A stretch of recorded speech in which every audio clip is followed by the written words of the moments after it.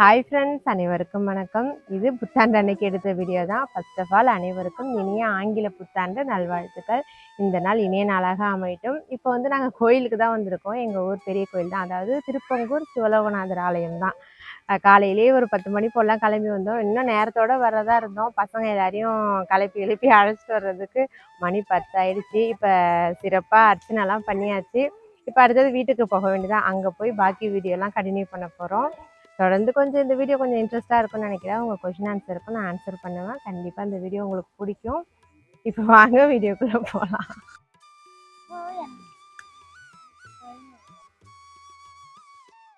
யாருமே காலை உணவுலாம் எடுத்துக்கல. வீட்டில் சாம்பார் சட்னிலாம் ரெடி பண்ணிட்டு வந்துட்டான். போய் இட்லியோ தோசையோ ஏதோ ஊற்றி சாப்பிட்டுட்டு காலை டிஃபனாக முடிச்சிட வேண்டியதுதான். மேடம்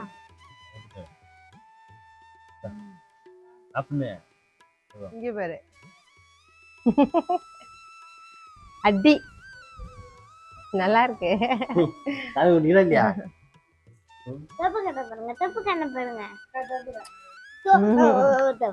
அடிப்ப நீ போடு.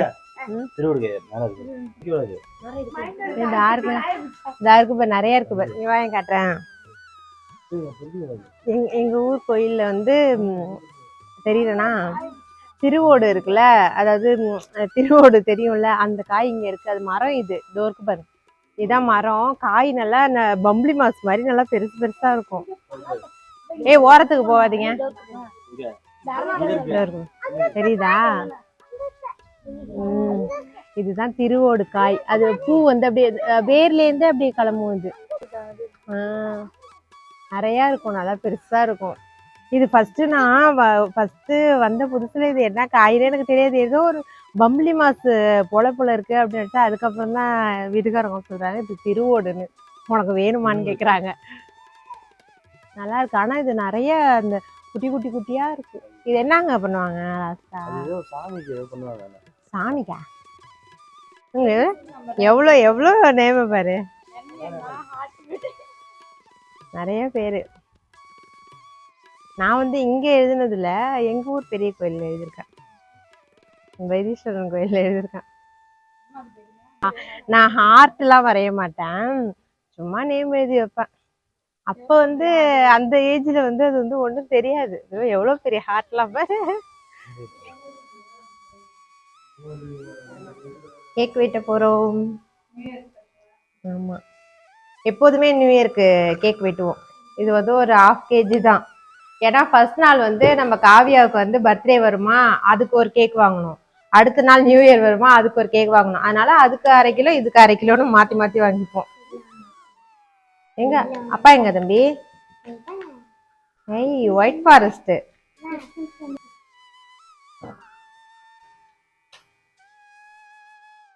Happy new year, happy new year. இருங்க பஸ்ல இருந்து அவ்வளவு வாயிலா திறக்க கூடாது.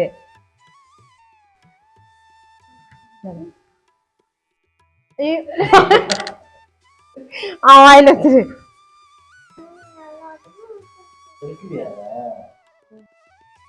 அதான் ட்ரெஸ் சேஞ்ச் பண்ணிட்டு வந்துட்டேன். இப்போ வந்து ஃபர்ஸ்ட் ரவுண்டு இட்லி முடிஞ்சிருச்சு. அடுத்தது எங்கள் பெரியவங்களுக்கெல்லாம் இட்லி வந்துருச்சு. இதை போய் சாப்பிட்டுட்டு கடவுள்னா அடுத்த வேலையை பார்க்கணும். இப்போயே மணி 12 ஆயிடுச்சு. என்னதான் பண்ண போறான்னு தெரியல. அப்படி இப்படின்னாலும் எனக்கு டைம் ஆகிடுது. இந்த பசங்களை காலையிலேயே சொன்னேன் சாப்பிட்டுட்டு போகலாமான்னு கேட்டதுக்கு இல்லை நாங்கள் வந்து சாப்பிட்டுக்கிறோன்னு சொன்னிச்சுங்க. அங்கேயே கோயிலே எங்களுக்கு பசிக்குதுன்னுட்டுங்க. ஒருவேளை இது போடுவாங்க, அது என்னது பிரசாதம் கொடுப்பாங்கன்னு நினச்சிக்கிட்டுங்க போல இருக்கு.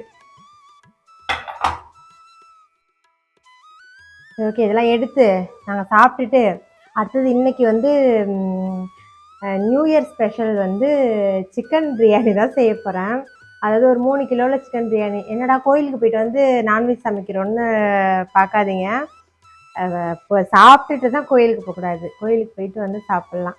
கொஞ்சம் நிறைய பேரும் கேட்டிருந்தீங்க பிரியாணி ரெசிபி போடுங்க அப்படின்னு. அதனால் ஒரு 3 கிலோவில் எப்படி செய்யலான்னு பார்க்கலாம். நான் அதெல்லாம் அரிஞ்சு வச்சுட்டு இதை சாப்பிட்டுட்டு தான் அறியணும். அதுக்கப்புறம் கடைன்னு வேலையை முடிச்சுட்டு உங்களுக்கு நான் பிரியாணி செய்யும் போது காட்டுறேன். இப்போ அது வரைக்கும் எனக்கு ரொம்ப பசிக்குது, சாப்பிட்டுட்டு அதுக்கப்புறம் வரேன்.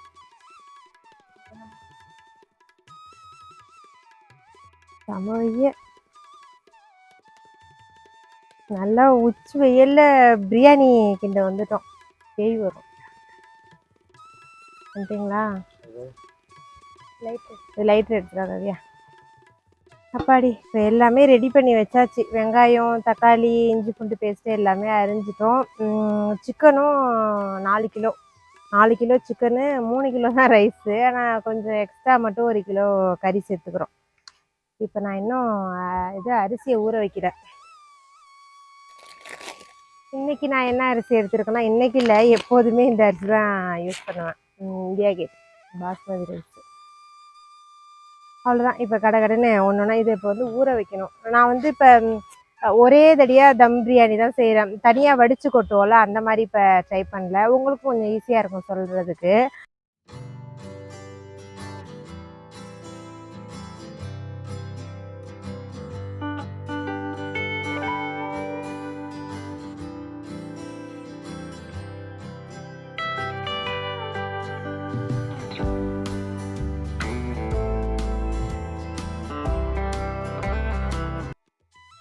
மைக்கு ஃபஸ்ட்டு ஆஃப் ஆகிருந்துருக்கும் போல இருக்கு. நான் என்ன இப்படியேவா பார்க்க முடியும்? எதுக்கு உட்காந்துருக்க தானே பார்க்கணும்.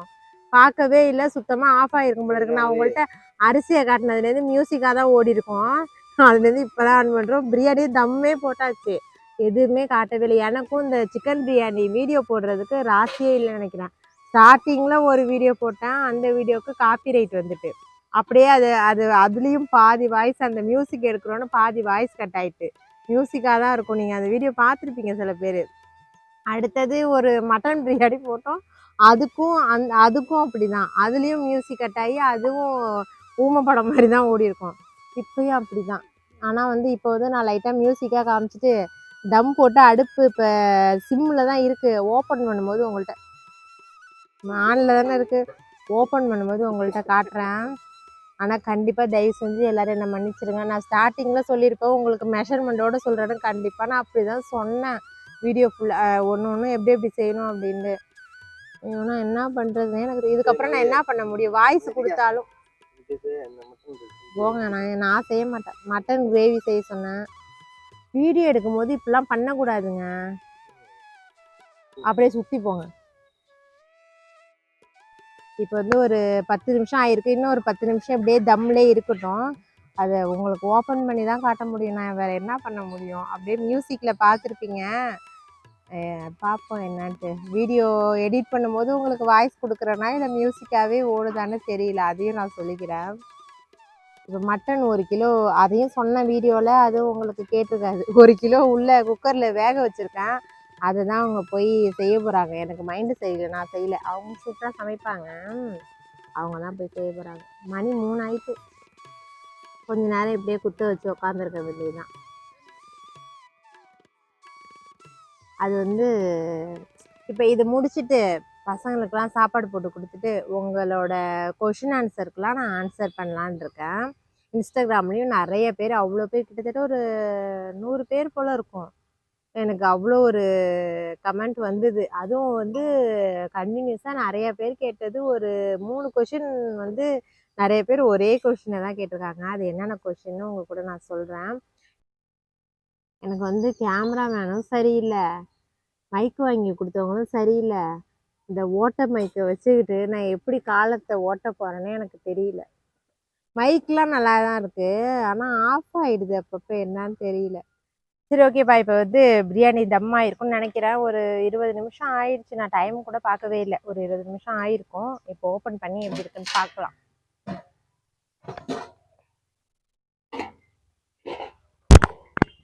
ரொம்ப தைரியசாலி தான்.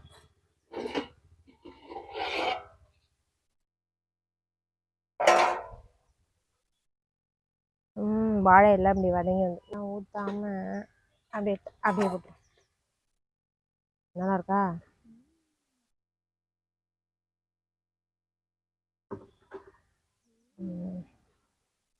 இதா பீஸ் உடையாது.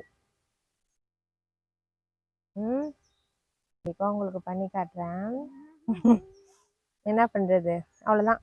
இப்போ சார் வந்து உள்ள பிரியாணி செஞ்சுட்டாரா என்னன்னு தெரியல. சாரி, இது மட்டன் கிரேவி செஞ்சுட்டாரா என்னன்னு தெரியல. அதை போய் பார்ப்போம். இப்போ இதை அப்படியே க்ளோஸ் பண்ணிவிட்டு உள்ளே தூக்கிட்டு போக வேண்டியதுதான், இல்லைன்னா நம்ம கோழிங்களுக்கெலாம் இறையாயிடும். இப்போ எனக்கு அசிஸ்டண்ட் காவியா தான். அப்படியே தூக்கிட்டு போய் உள்ளே வச்சிரும். தூக்கு தூக்கு. நான் பாடி பில்டர் இல்லை காவியா, நான் பாடி பில்டர் இல்லை. தூக்கு தூக்கு தூக்கு. போ போ போ போ முன்னாடி போ. அவ்வளோதான் அவ்வளோதான் வச்சாச்சு. காவே தண்ணி கொண்டா, சுட்டுடுச்சு. தண்ணி குடிக்க கொண்டா. வா, அவங்க என்ன பண்ணுறாங்கன்னு போய் பார்க்கலாம்.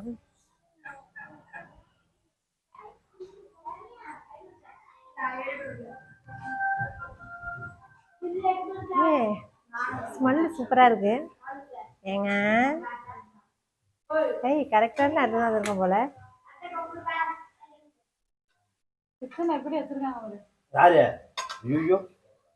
பிரியாணி ரெடி ஆயிட்டு, நீங்க செஞ்சீங்கன்னா சாப்பிட வேண்டியதா. முடிச்சுமா? இது ஜூம்ல வராதிங்க, பயமா இருக்கு.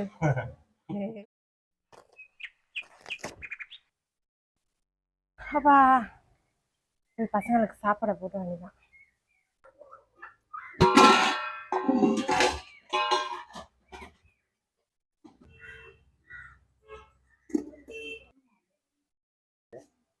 இது மட்டன்.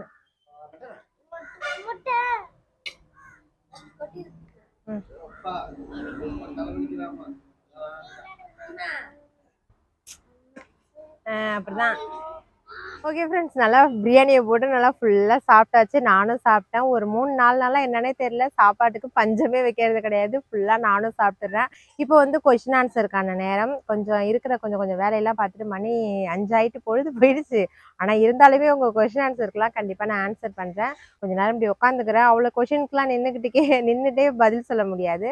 அதனால் கொஞ்சம் நேரம் உட்காந்துட்டு உங்கள் கொஷின் ஆன்சருக்குலாம் நான் ஆன்சர் பண்ணுறேன். ஓகேவா? சரி, ஓகே. இப்போ ஃபஸ்ட்டு கொஷின் என்னன்னு நான் பார்க்குறேன். ஃபஸ்ட்டு, எங்கே காலேஜ் படிச்சிங்க அப்படின்னு கேட்டிருக்காங்க. நான் காலேஜ் படித்ததானே படித்தேன்னு சொல்கிறதுக்கு படித்தேன். அதாவது 12th முடிச்சுட்டு, உண்மையை சொல்லலாம் 12th முடிச்சுட்டு ஒரு 2 வருஷம் நான் படிக்கலை. ஏன்னா எங்கள் அம்மா என்ன படிக்க வைக்கல. பொண்ணை வந்து வீட்டை விட்டு வெளியிலே விடமாட்டாங்க. அதாவது எப்படின்னா, வீட்டுக்குள்ளேயே தான் வச்சுருப்பாங்க. அப்போ வந்து கூரை வீடு தான் எங்கள் வீடு. அந்த வீட்டை சுற்றி கீத்து இருக்கும்ல, அதாவது தட்டி அடைப்பாங்கன்னு சொல்லுவாங்கள்ல, அதை சுற்றி அடைச்சிருப்பாங்க. வெளியிலேருந்து அந்த கேட்டை திறந்துட்டு வெளில வந்தால் தான் என்னை பார்க்க முடியும். அது போல் 12வது வரைக்குமே கேர்ள்ஸ் ஹை ஸ்கூல் தான். உள்ளேயே தான், வீட்டுக்குள்ளேயே தான், வெளியிலே போக முடியாது. அந்த மாதிரி இருக்கிற பொண்ணை படிக்கவும் வைக்கல. 12th முடிச்சுட்டு வீட்டில் தான் இருந்தேன். அதுக்கப்புறம் நானே கொஞ்சம் அப்படி இப்படின்னு அடம் பண்ணி சீர்காழி விவேகானந்தா காலேஜில் வந்து சேர்த்தாங்க. அதாவது பிசிஏ குரூப் தான் எடுத்தேன். நான் வந்து 11th 12th வந்து கம்ப்யூட்டர் சயின்ஸ் குரூப் தான் எடுத்திருந்தேன். அதனால் அதுலேயே தான் எனக்கு போகணுன்னு கொஞ்சம் ஆசை. அதனால நான் பிசிஏ எடுத்திருந்தேன். பிசிஏ எடுத்து காலேஜ் போயிட்டு இருந்தேன்னு வச்சுக்கோங்களேன். அப்போ காலேஜ் ஒரு 1 இயர் தான் போயிருப்பேன். அதுக்குள்ளே தான் எனக்கு கல்யாணம் ஆச்சு. அதோட அந்த 1 இயரோடு அப்படியே வந்துட்டேன். மேரேஜ் ஆகி அப்படியே வந்துட்டேன். ஒரு வருஷம் தான் போனேன், அப்படியே வந்துட்டேன். அதுக்கப்புறம் வந்து வீட்டுக்கு வந்து தான் என் ஹஸ்பண்ட் வந்து கரஸில் படிக்க வச்சாங்க. கரஸில் படித்தது வந்து பிஏ தமிழ் தான் படித்தேன். இங்கிலீஷ்லாம் படிக்கல. ஏன்னா பசங்களெல்லாம் வச்சுக்கிட்டு நம்ம ஃபுல் அண்ட் ஃபுல் படித்தது எல்லாமே தமிழ் மீடியம் தான். இங்கிலீஷுக்கும் எனக்கும் வந்து இங்கேயும் அங்கேயும்னு வச்சுக்கோங்க, அப்போ ஸ்கூல் படிக்கும் போதெல்லாம். இப்போ ஏன் ஆவரேஜ் தான். அதனால் அந்த அளவுக்கு நம்மளால அதை பிக்கப் பண்ணி போக முடியாது. அதுலேயும் அரியர் வச்சு நான் உட்காந்துருந்தேன்னா ரொம்ப மானக்கேடாக ஆகிடும்னு சொல்லிட்டு தமிழ் தான் எடுத்தேன். தமிழ்னா எனக்கு கொஞ்சம் கொஞ்சம்லாம் இல்லை, அவ்வளோ பிடிக்கும். 10th சரி 12th சரி தமிழ்லலாம் வந்து 90% எடுத்துருவேன் நான். அதெல்லாம் எனக்கு அவ்வளோ பிடிக்கும் எனக்கு. அதனால நான் தமிழ் தான் எடுத்தேன். பிஏ தமிழ் தான் எடுத்தேன். அவ்வளோதான். அதான் என்னோட படிப்பு.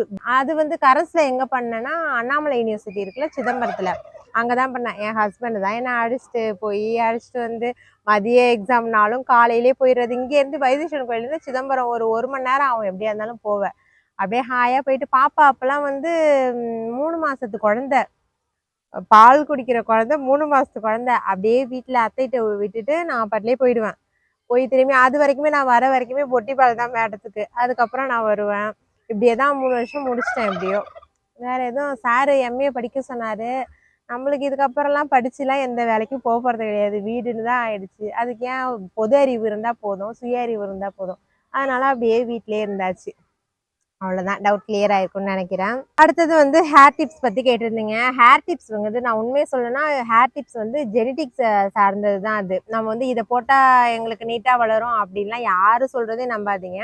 அது வந்து அவங்கவுங்களோட ஜெனடிக்ஸ் சார்ந்தது. அடர்த்தி ஆகிறதுக்கு வேணா ஹேர் பேக்கு, அதுவும் வந்து ஹெர்பல் ஹேர் பேக்காக போட்டால் நல்லா அடர்த்தி கிடைக்கும். இந்த வெந்தயம், பச்சைப்பயிறு இதெல்லாம் போட்டால் அடர்த்திக்கு 100% அதுக்கு இது தரலாம். ஆனால் இந்த நீட்டாக வளருது வந்து அவங்கவுங்களோட ஜெனட்டிக் தான். எங்க பாட்டி, அம்மா எல்லாருக்குமே வந்து லாங் ஹேர் தான். அதனால எங்களுக்கும் ஏதோ கடவுள் புண்ணியத்துல லாங் ஹேர் வந்துகிட்டு இருக்கு. அவ்வளவுதானே தவிர மற்றபடி நான் இதை போடுங்க அதை போடுங்க அப்படிலாம் கிடையவே கிடையாது. அதுவும் ஹேர் ஆயில் வந்து இதை யூஸ் பண்ணுங்க அப்படிலாம் சொல்ல மாட்டேன். உங்களுக்கு ஒத்துக்குச்சுன்னா நீங்க வீட்டில் செய்வோம்ல அந்த ஹெர்பல் இதெல்லாம் போட்டு, அதாவது இந்த கரிசலாங்கண்ணி, செம்பருத்தி இதெல்லாம் போட்டு காய்ச்சுவோம்ல, கத்தாழை இதெல்லாம் போட்டு காய்ச்சுவோம்ல, அந்த ஹேர் ஆயில் யூஸ் பண்ணி உங்களுக்கு அது செட் ஆகிடுச்சு அப்படின்னா அதை யூஸ் பண்ணாலே 100% உங்களுக்கு growth கிடைக்கும், நல்லாவே வரும். புரியுதா? அவ்வளோதான். நான் ஏதோ எனக்கு இது வரைக்கும் கொஸ்டின் ஆன்சர் எல்லாம் படிச்சதில்ல. ஏதாவது அப்படி இப்படின்னா கொஞ்சம் இதாகிக்கோங்க. ஹாய் சிஸ்டர், நீங்கள் எப்படி யூடியூப் சேனல் ஸ்டார்ட் பண்ணீங்க? ஐடியா சொல்லுங்கள். நிறைய பேர் இதை கேட்குறீங்க. யூடியூப் சேனல் எப்படி ஸ்டார்ட் பண்ணீங்க? உண்மையே சொல்லணும்னா யூடியூப் சேனல் வந்து அப்படியே எடுத்தோம் கவுத்தோங்கிற வேலையே உண்மையாக கிடையவே கிடையாது. அதான் எடுத்தோம் கவுத்தோம் அப்படின்னா கண்டிப்பா ஸ்டார்ட் பண்ணாதீங்க. அவங்க பண்றாங்க, இவங்க பண்றாங்க அப்படிலாம் டக்குன்னு அதுல காலை வச்சுலாம் இறங்கிடாதீங்க. உங்களை இறங்க வேணாம்லாம் சொல்ல, அதை பத்தி நம்ம வந்து முழுமையா தெரிஞ்சுக்கணும். இப்ப யூடியூப்னா இப்படி பண்ணா என்ன வரும், என்ன பிரச்சனை வரும் அப்படின்னு முழுமையா தெரிஞ்சுக்கிட்டு அதுல காலை வச்சுக்கினா 100% அதுல வந்து நீங்க வின் பண்றதுக்கு கண்டிப்பா வாய்ப்பு அதிகம். நான் என்ன தெரியுமா பண்ணேன், இப்போ என்னோட ஓல்டு வீடியோலாம் பார்த்தீங்கன்னா அதெல்லாம் டெலீட் பண்ணிடலாம். இப்போ வந்து நான் ஏதோ கொஞ்சம் ஓரளவுக்கு முன்னேறி இருக்குன்னு வச்சுக்கோங்க. அதாவது பேசுறதுல அதெல்லாம் முன்னேறி இருக்குன்னு வச்சுக்கோங்க. என்னோட ஓல்டு வீடியோலாம் பார்த்தீங்கன்னா எனக்கு சுத்தமா ஏதோ என் ஹஸ்பண்ட் யூடியூப் ஸ்டார்ட் பண்ணோம் அப்படின்னு சொன்னாங்க. நானும் ஏக்கல பெக்கலன்னு ஏதோ ஒன்று ஸ்டார்ட் பண்ணிட்டேன். ஆனால் அதில் எப்படி என்ன பண்ணணும், என்னோட இது எதுன்னு முக்கியமாக என்னால் தெரிஞ்சுக்கவே முடியல. கோலம் நல்லா விடுவேன். அதனால நான் ஃபர்ஸ்ட் வந்து அது இது இப்படி இப்படி காமிச்சு இப்படியே போட்டேன், ஒண்ணுமே வரவே இல்லை. அடுத்தது சரி கோலத்துலயாவது இறங்குவோம் அப்படின்னு போட்டேன். அதுல ஏதோ ஒரு 500 1000க்குள்ளதான் அதிகபட்சம் போன வியூஸ்னா ஒரு 900, அதுவும் 1000 அப்படிதான் போனது ஒழிஞ்சு எனக்கு அதுலயும் எனக்கு எப்படி போடணுன்னே தெரியல. எப்படி வீடியோ எடிட் பண்ணணும்னு தெரியல. அதுல எப்படி பேசுறது, எப்படி வாய்ஸ் ஓவர் எப்படி கொடுக்கறது, இதெல்லாம் எதுவுமே எனக்கு தெரியவே தெரியாது. அப்படியே எடுத்தா அப்படியே போட்டா எப்படி வரும்? அதுக்குன்னு ஏதாவது முயற்சி பண்ணாதான் வரும். அதெல்லாம் கொஞ்சம் கொஞ்சமா இப்ப அடிப்பட்டு என்னோட நிறைய வீடியோ ஒரு 50 வீடியோ போல அதுல சுத்தமா வேஸ்ட் ஆயிட்டு. நான் எதுவுமே டெலீட் பண்ணாம தான் வச்சிருக்கேன். ஏன்னா இப்ப நீங்களாம் என்னோட புது சப்ஸ்கிரைபர்லாம் வந்திருப்பீங்க. அவங்களாம் இப்போ ஒருத்தவங்களை பிடிச்சிருந்துச்சுன்னா, இப்ப நானுமே அப்படிதான், ஒருத்தவங்களை பிடிச்சிருந்துச்சுன்னா அவங்களோட பழைய வீடியோவை தான் தேடி போய் பார்ப்பேன். நீங்களும் அந்த முறை என்னதை வந்து நீங்க பார்த்துருப்பீங்க. அதுல கொஞ்சம் மிஸ்டேக்லாம் எப்படி பண்ணிருக்கீங்க அப்படின்னு பார்த்துருப்பீங்க. அதனால இவங்களும் இப்படிதான் வந்திருக்காங்கன்னு உங்களுக்கும் அது தெரியணும். அதனாலதான் நான் அந்த வீடியோலாம் டெலீட் பண்ணவே இல்லை. அதை டெலீட் பண்ணலாம், அது வியூஸ் அதெல்லாம் ஒண்ணுமே போகவே போகாது. அதெல்லாம் ஒரு பிரச்சனையும் கிடையாது. ஆனா ஓ இந்த அக்காவும் இப்படிதான் வந்திருக்காங்கல்ல அப்படின்னு அடிப்படையா வர உங்களுக்குலாம் அது கண்டிப்பா தெரிஞ்சே ஆகணும் அப்படிங்கிறதுனாலதான் அதை அப்படியே ஒரு ஓரத்துல நான் வச்சிருக்கேன். அதனால யாரா இருந்தாலுமே நல்லா எடிட் பண்ண தெரிஞ்சுக்கோங்க, தைரியமா பேச கத்துக்கோங்க. அதெல்லாம் இருந்தாலே கண்டிப்பா வந்து உங்களுக்கு 100% யூடியூப்ல உங்களுக்கு கண்டிப்பா இடம் உண்டு. நானும் ஏதோ உங்கள் புண்ணியத்துல கொஞ்சம் கொஞ்சமா பேச கத்துக்கிட்டேன். இப்ப உங்களுக்கு என்ன திறமை இருக்கோ அதை கொண்டு வாங்க. அடுத்தவங்க வீடியோ போட்டு இப்படி பண்றது அதெல்லாம் செட்டே ஆகவே ஆகாது. உங்களோட திறமை, சமைப்பீங்களா சமைக்கிறதுல காட்டுங்க. இப்ப கோலம் விடுவீங்களா கோலம் விடுறத காட்டுங்க. டான்ஸிங்கா மேக்கப்பா எது உங்களுக்கு எது வருமோ அதை பயன்படுத்தி நீங்க யூடியூப்ல வந்தீங்கன்னா கண்டிப்பா சக்சஸ் பண்ணலாம். ஓகே ஃப்ரெண்ட்ஸ், இப்போ அங்கேருந்து இங்கே வந்தாச்சு. ஏன்னா டைம் வந்து 6:30 ஆக போகுது. இது வரைக்குமே நான் விளாக் தான் எடுத்துக்கிட்டு இருக்கேன். இந்த பசங்கள்கிட்ட சுத்தமாக முடியல, கத்திக்கிட்டே தான் இருக்குங்க. அதனால அப்படியே அங்கே இருட்டாயிடுச்சா, அதனால அப்படியே இங்கே இது வந்து நம்ம டைனிங் ஹால், அதனால இங்கே உட்காந்தாச்சு. இப்போ அடுத்த கொஷனுக்கு போகலாம். அடுத்த கொஷின் என்ன, எங்கள் அண்ணனோட கேரக்டர் அண்ட் உங்கள் சக்ஸஸ்ஃபுல் மேரேஜ் லைஃப்பை பற்றி சொல்லுங்கள் அப்படின்னு கேட்டிருக்கீங்க. எப்படி சொல்றது, எல்லா ஒய்ஃப்மே வந்து ஹஸ்பண்ட் வந்து விட்டு கொடுக்காம தான் பேசுவாங்க. அது மாதிரிலாம் நான் பேசுகிறேன். ஆனால் உண்மையை சொல்லணும்னா கண்டிப்பாக வந்து 100% செம்ம கேரக்டர் அவங்க. ஒரு அம்மாவுக்கு பையனாவோ, இல்லை எனக்கு ஹஸ்பண்டாவோ, இல்லை என் பசங்களுக்கு அப்பாவாகவோ, இல்லை என் அப்பா அம்மாவுக்கு மருமகனாகவோ, இல்லை என் அண்ணிக்கு தம்பியாகவோ, எந்த விதத்துலையுமே அவங்க வந்து குறைஞ்சதே கிடையாது. செம்ம கேரக்டர் அவங்க. அவங்க இப்படியாப்பட்ட கேரக்டராக இருக்கிறதுனால தான் என்னோட லைஃப் சக்ஸஸ்ஃபுல்லாக இருக்குன்னு தான் சொல்லுவேன். Super character. 90s கிட்ஸான்னு கேட்டிருக்காங்க. ஆமாம், கண்டிப்பாக நான் 90s கிட்ஸ் தான். அதில் எந்த மாற்றமும் கிடையாது. என் ஹேர் ஸ்டைலை வச்சே நிறைய பேர் நீங்கள் 90s கிட்ஸ் தானே கண்டுபிடிச்சிருக்கீங்க. ஆமாம், அப்பையிலேருந்தே அதே தான். முன்னாடிலாம் வாக்கி எடுத்து தான் ஃபஸ்ட்டு வந்து அம்மா கிளிப்லாம் கூட குத்த மாட்டாங்க. அப்படியே எடுத்து இங்கேருந்தே உச்சித்தலைன்னு சொல்லுவாங்கள்ல, அங்கேருந்தே பின்னி நீட்டாக குருவிவால் மாதிரி கிடக்கும். அந்த மாதிரி ஹேர் ஸ்டைல் தான். அப்போ நானாக கொஞ்சம் காலேஜ்லாம் போக போக அப்படியே கொஞ்சம் கொஞ்சமாக மாற்றி கிளிப்பு குத்தி பின்னியிருக்கேன். வேறு எந்த மாற்றமும் இல்லை. அதான் நான் 90s கிட்ஸ் தான். லவ் ஸ்டோரி தான் நிறைய பேர் கேட்டிருக்காங்க. கண்டிப்பாக லவ் ஸ்டோரிக்கு வந்து நான் தனி வீடியோ போடுறேன். பசங்க வந்து ஸ்கூலுக்கு போகிற நேரத்தில் தான் நான் வந்து அந்த வீடியோ போட முடியும். சுத்தமாக அந்த பசங்களை வச்சுட்டு இங்கேருந்து ஒன்று குறுக்க ஓடியாரும், அங்கேருந்து ஒன்று குறுக்க ஓடியாரும், அங்கேருந்து அத்தைங்கும், அங்கேருந்து ஒன்று அம்மாங்கும். அதனால் அந்த வீடியோ வந்து கொஞ்சம் அப்படி இப்படி போடுறதுனால தனியாக தான் போட முடியும் அந்த வீடியோ. அடுத்தது, how you manage to do all household, எல்லாரையும் எப்படி மேனேஜ் பண்ணுறீங்க அப்படின்னு கேட்டிருக்கீங்க. என்னோட ரிலேஷன்ஷிப், அதாவது என்னோட சொந்தக்காரங்களாம் அப்படின்னு பார்த்தா அப்படிலாம் ஒன்றுமே பெரிய விஷயம்லாம் கிடையாது. நான் பர்சனலாக எந்த மாதிரி கேரக்டர்னா, யாராக இருந்தாலுமே டக்குன்னு மிங்கிள் ஆகிடுவேன். அதாவது யாராவது என்கிட்ட பேசினாங்கன்னா அவங்க என்னோட பேச்சுலேயே அவங்க இழுத்துருவேன் நான். அதாவது என்னை அந்த அளவுக்கு வந்து யாரும் அந்த பொண்ணா அப்படின்லாம் யாரும் சொல்ல மாட்டாங்க. ஏன்னா அந்த அளவுக்கு அவங்க கூட மிங்கிள் ஆனால் நம்மளை பற்றி எப்படி தப்பாக பேச முடியும்? அதனால என்னோட கேரக்டர் வந்து ஈஸியாக ஜாலியான கேரக்டர். அது போல தான் உங்கள் கூடயும் நான் பேசுகிறேன். அது எப்படி இருக்குன்னு மறக்காமல் கமெண்ட்டில் சொல்லுங்கள். அந்த மாதிரி தான் எல்லாரையும் மேனேஜ் பண்ணுறேன். டோட்டல் எவ்வளோ பேர்? எங்கள் ஃபேமிலியில் மொத்தமாக எவ்வளோ பேருன்னு கேட்டிருக்கீங்க. நான் கரெக்டாக சொல்கிறேன் பாருங்கள். எங்கள் கையை ஊட்டி சொல்கிறேன். நான் இருக்கேன்னா, என் ஹஸ்பண்ட் இருக்காங்களா, அடுத்தது என் 2 பசங்க 4 பேர், அடுத்தது எங்கள் சின்னத்த பசங்க 2 பேர், அடுத்தது எங்கள் சின்னத்த ஒருத்தவங்க இருக்காங்க, அப்புறம் வந்து நாத்தனார் பொண்ணு ஒருத்தி இருக்கா. மொத்தம் 8 பேர். 8 பேர் இப்போ வீட்டில் இருக்கிறோம். எல்லாருமே இங்கேயே இருக்கிற ஆள் தான். பசங்கள்லாம் இந்த பசங்கள்லாம் என் கூடயே தான் இருந்துகிட்டு இருக்காங்க. ஒருத்தவங்க கூட கேட்டிருந்தாங்க, கொஞ்சம் பேர் தான் இருக்கீங்க, எதுக்கு இவ்வளோ சமைக்கிறீங்க அப்படின்னு கேட்டிருந்தாங்க. 8 பேருக்கான அளவுக்கு சாப்பாடு தான் நான் சமைக்கிறேன். இதில் ஃபுட்டுலாம் வேஸ்ட்டாகவே ஆகவே ஆகாது. என்ன கொஞ்சம் ரைஸ் வந்து முன்ன பின்ன பசங்க சாப்பிட்லைன்னா லஞ்ச் டைமில், அதாவது மதியம் வீட்டில் இருக்கும்போது சமைக்கிறதுல கொஞ்சம் கொஞ்சம் மீந்ததுன்னா அதுவுமே வேஸ்ட் ஆகாது. எங்கள் வீட்டு கோழிக்கு, மாட்டுக்கு அந்த மாதிரி தான் போட்டுருவோம். அதனால் வேஸ்ட் ஆகிற அளவுக்குலாம் நான் என்றைக்குமே சமைக்க மாட்டேன். கரெக்டாக சமைச்சிட்டு மீன் குழம்புலாம் கொஞ்சம் அதிகமாக வைப்பேன். ஏன்னா அடுத்த நாள் வந்து நாங்கள் எல்லாருமே அதை சாப்பிடுவோம். அதனால் மீன் குழம்பு மட்டும் கொஞ்சம் எக்ஸ்ட்ரா வச்சுப்பேன். மற்றபடி வேறு எந்த சமையலுமே நான் அதிகமாகலாம் சமைக்க மாட்டேன். வேஸ்ட்டாகவும் ஆக்க மாட்டேன். உங்கள் 2 பேருக்கும் ஏஜ் என்ன? ஏஜ் டிஸ்டன்ஸ் கேட்குறாங்களா? எங்கள் 2 பேருக்கும் ஏஜ் டிஃப்ரெண்ட் என்னன்னு கேட்டிங்கன்னா, நான் வந்து 93, என் ஹஸ்பண்ட் வந்து 90. அதாவது 3 வயசாங்க. 3 வயசு முன்ன பின்ன, அவ்வளோதான். அவங்க வந்து 90, நான் வந்து 93, அவ்வளோதான். அதிகலாம் வயசு டிஃப்ரெண்ட்லாம் கிடையாது. ஹஸ்பண்டை ஏன் காட்ட மாட்டீங்க? காட்டியிருக்கனே, நான் இப்போல்லாம் காட்டுறேன் வீடியோவில். வருவாங்க, அப்பப்போ வருவாங்க. தான் நின்றுக்கிட்டு இருக்காங்க. ஹஸ்பண்ட் தானே நீங்கள் பார்க்கணும். ஹஸ்பண்ட் தானே இருக்காங்க பாருங்க. இவங்க தான் என்னோட ஹஸ்பண்ட். அவங்க இல்லாமல் வீடியோலாம் எடுக்க மாட்டேன். சார் அப்படியே ரவுண்டிங்லேயே தான் இருப்பார் பார்த்துக்கிட்டு. அடுத்தது, you are very energetic person, very active person நீங்கள். அது உண்மைதாங்க. நான் வந்து இந்த சொங்கி மாதிரி உட்காந்துருக்கிறது அதெல்லாம் எனக்கு பிடிக்கவே பிடிக்காது. இப்போ ஒரு இடத்துலையே இருந்துக்கிட்டு ஏதாவது ஒரு வேலை சொன்னாங்கன்னா எனக்கு சுத்தமாக அது பார்க்கவே பிடிக்கவே பிடிக்காது. வேறு ஏதாவது அப்படி இப்படி இப்படி இப்படி அந்த மாதிரி செய்கிற வேலை அப்படின்னா கொஞ்சம் ஆக்டிவாக செஞ்சுடுவேன். அது என்னமோ அப்பையிலேருந்தே பழகிடுச்சு. அப்பையிலேருந்துன்னா வச்சுக்கோங்களேன், வீட்டில் இருக்கும்போதெல்லாம் சுத்தமாக செய்யவே மாட்டேன். அதான் உண்மை. தூங்குவேன், சாப்பிடுவேன், இதே தான் செய்வேன். எங்கள் அம்மாட்ட விளக்கமாத்த அடிலாம் வாங்கியிருக்கேன். எவ்வளோ அடி வாங்கியிருக்கேன். வேலை செய்ய மாட்டேன், இலக்கியா நீ வேலையே செய்ய மாட்டேன்னு எங்கள் அம்மா ரவுண்டு கட்டிட்டு அடிப்பாங்க. அந்த மாதிரிலாம் அடி வாங்கியிருக்கேன். ஆனால் இப்போ இங்கே வந்துலாம் வந்து அந்த மாதிரிலாம் இருந்ததே கிடையாது. முன்னேறி நம்மளுக்கு ஏஜ் ஆகுது இல்லையா? ஏஜ் ஆக ஆக நம்மளோட கடமைகள் அதெல்லாம் வந்து அதிகமாக இருக்குது. அதனால் கொஞ்சம் ஆக்டிவாக இருந்தால் தான் நல்லது.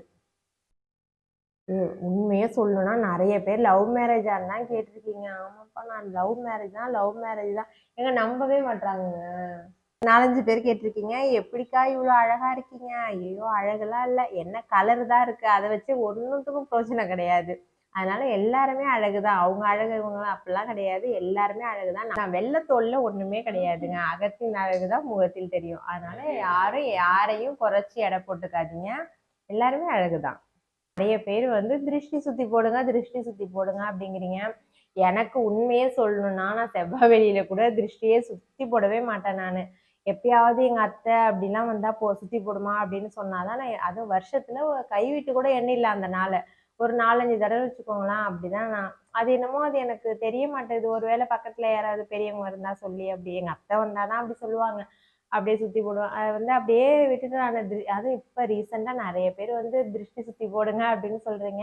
கண்டிப்பா உங்களுக்காக நான் அதை செய்யறேன். ஏன்னா பசங்களாம் இருக்காங்க அப்படின்னு சொல்றீங்க. கண்டிப்பா உங்களுக்காக நான் அதை ட்ரை பண்றேன். ஏதாவது உங்களை போர் அடிக்கிற மாதிரி பேசியிருந்தேனா, இது இல்லைன்னா அறுத்துருந்தேனா ஏதாவது மன்னிச்சுக்கோங்க. காலையிலேருந்து அப்படி இப்படி வீடியோ இருந்தாலுமே கொஞ்சம் அட்ஜஸ்ட் பண்ணி தான் பார்த்துருப்பீங்கன்னு நினைக்கிறேன். ஏன்னா அந்த பிரியாணி வீடியோலயே எனக்கு சுத்தமா மைண்டே சரியில்லை. அந்த பேசாம மைக்கு போனது, இந்த மைக்கு ஃபர்ஸ்ட் தலையை சுத்தி தான் விட்டேறியும்னு நினைக்கிறேன். ஓகே, இந்த வீடியோ பிடிச்சிருந்துச்சுன்னா மறக்காம முத்துலக்கி சேனலை சப்ஸ்கிரைப் பண்ணிக்கோங்க. மேலும் எந்த மாதிரி வீடியோ போடணும் அப்படின்னு கமெண்ட்ல சொல்லுங்க. இது வரைக்கும் ஏதாவது அறுத்து பேசியிருந்ததுன்னா கொஞ்சம் அப்படி இப்படின்னு அட்ஜஸ்ட் பண்ணிக்கோங்க. மீண்டும் ஒரு விளாக்ல பார்க்கலாம். அது வரைக்கும் இணைந்தே இருப்போம். டாடா.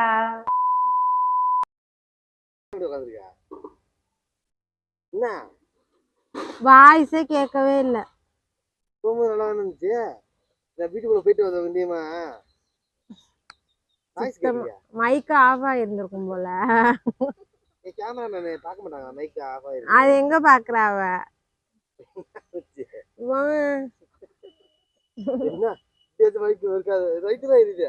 நான் அந்த மைக்கு சார்ஜ் போட்டுட்டேன். அந்த பாக்கெட் பாக்கெட் அரிசி காட்டணும் பாருங்க, அதுல இருந்து ஆஃப் ஆகி தான் இருந்திருக்கு. அதெல்லாம் இல்ல. ஏங்க நம்பவே மாட்டாங்க. என்னை பார்த்தா லவ் பண்ற மூஞ்சி மாதிரி இல்லையா? கண்டிப்பா நாங்க லவ் மேரேஜ் தான். எங்க போங்க, கொடுத்து கொடுத்துதான் நான் இப்ப கொஞ்சம் குண்டாயிட்டேன்னு நினைக்கிறேன்.